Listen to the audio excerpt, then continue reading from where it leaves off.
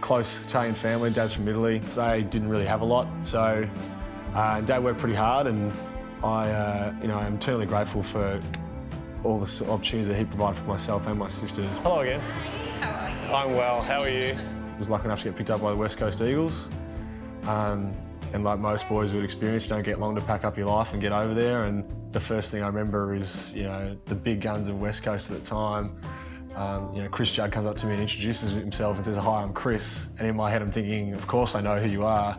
And I was like, "Yeah, I'm Matt." It was a very strange moment, but I still remember it. And then, funnily enough, my first kick at training was to him, and it was a scrubber on the ground. And I was just like, oh God, that is not the greatest impression to start with. Parted ways with the Eagles, and the opportunity to train with Hawthorn for a couple of weeks was there. A club that I was really keen to get to. I'd spoken to them before I'd been drafted. It's sort of the area I grew up in. And then the draft occurred, and Sydney picked me up, and I suppose my fate was sealed from there. Hawthorn was, in my eyes, the club I wanted to go to.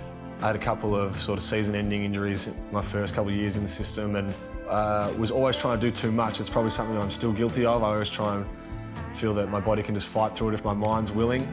I actually do Italian classes with Mum on Wednesdays, so parlo un po' italiano, ma la mia mamma insegnare. My hour or two with Mum and a bit of reality check. She's quick to pull me in line if something's not going right. Mum would have killed me if I didn't finish my university degree, so, but I'm pretty simple. I really enjoy just going out with mates, going for dinner or cafes for lunch.